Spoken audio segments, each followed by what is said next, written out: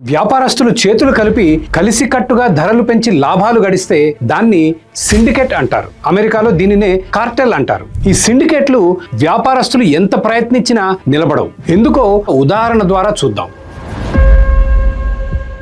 ఒక ఊళ్ళో రామ్, రహీం అనే ఇద్దరు వ్యక్తులు కోడి మాంసం అమ్ముతుంటారు. కొద్దిపాటి లాభమన్నా రావాలంటే కనీసం కిలో 250 రూపాయలకు అమ్మాలి. ఆశకు పోయి రామ్ రేటు 300కు పెంచుతాడు. అప్పుడు ఊళ్ళో వాళ్ళందరూ 250కి అమ్ముతున్న రహీం దగ్గర కొంటారు. రామ్ దివాలా తీస్తాడు. ఇలా కాదని రామ్ రహీం ని కలిసి ఇద్దరం 300కు అమ్ముదాం, ఇద్దరికి లాభాలు పెరుగుతాయని ఒప్పిస్తాడు. ఊళ్ళో వాళ్ళకి గత్యంతరం లేక ఇద్దరి దగ్గర కొంటారు. ఇద్దరికి మంచి లాభాలు వస్తాయి. కొద్ది రోజులకు రామ్ పిల్లల స్కూల్ ఫీజులకు డబ్బు తక్కువ పడుతుంది. ఒక్క 20 రూపాయలు తగ్గిస్తే వ్యాపారం పెరుగుతుందని ఆశపడి రహీంకి తెలియకుండా 280కి అమ్మడం మొదలు పెడతాడు. రామ్ అమ్మకాలు పెరిగి అధిక లాభాలు వస్తాయి. రహీం అమ్మకాలు తగ్గుతాయి. వాకపు చేస్తే రామ్ దొంగచాటుగా 280కి అమ్ముతున్నట్టుగా తెలుస్తుంది. రామ్ మోసం చేశాడనే ప్రతీకారంతో రగిలిపోయి రహీం ధరను 260కి తగ్గిస్తాడు. ఊళ్ళో జనాలు రహీం దగ్గర కొనడం మొదలు పెడతారు. ఇట్లా ఇద్దరు పోటాపోటీగా ధర తగ్గిస్తూ మళ్ళీ పాత 250 కిలో ధరకు చేరుతారు. ఇంతకన్నా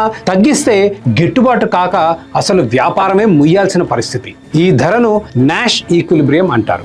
4 ఆస్కర్లు గెలిచిన ఏ బ్యూటిఫుల్ మైండ్ సినిమాలో మ్యాథమెటిషియన్ జాన్ నాష్ ఈ కాన్సెప్ట్ చక్కగా వివరిస్తాడు. ఈ సూత్రాన్ని ప్రతిపాదించిన జాన్ నాష్ కి 1994లో ఎకనామిక్స్ నోబెల్ ప్రైజ్ ఇచ్చారు. కొన్ని నెలల తర్వాత రహీం రామ్ ని కలుస్తాడు. ఇద్దరు కలిసి ధర 300కు పెంచుతారు. ఈసారి రహీం కి డబ్బు అవసరం పడుతుంది. రహీం 280కి ధర తగ్గిస్తాడు. ఈ విషయం రామ్ కి తెలుస్తుంది. మళ్ళీ పోటీ మొదలై ధర 250కి చేరుతుంది. ఇలా సిండికేట్ కావడం, ధరలు పెరగడం, ఒకరు మోసం చేయడం, దాని మూలంగా ధరలు తగ్గడం, దీన్ని ఎడ్జ్వర్త్ ప్రైస్ సైకిల్ అంటారు. ఒకవేళ రామ్, రహీం ధర 300 కన్నా తగ్గించకుండా మెయింటైన్ చేస్తూ మంచి లాభాలు గడిస్తున్నారు అనుకుందాం. అప్పుడేమవుతుంది? ఆ లాభాల కోసం ఆశపడి అదే ఊళ్ళో ఉండే యాంథనీ కొత్త కోడి మాంసం షాప్ పెడతాడు. దాంతో ధరల మీద కొత్త ఒత్తిడి వస్తుంది. యాంథనీ వలన రామ్, రహీం వ్యాపారం కొంత తగ్గుతుంది. పోటీ తట్టుకోవడానికి రామ్, రహీం రేట్ తగ్గిస్తారు. మళ్ళీ ప్రైస్ వార్ మొదలు.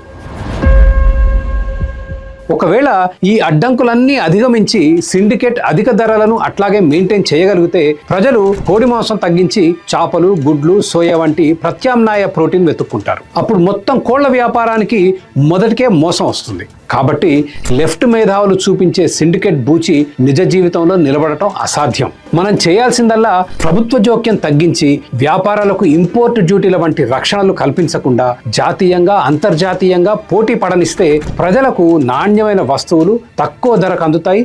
దేశం ఆర్థికంగా అభివృద్ధి చెందుతుంది.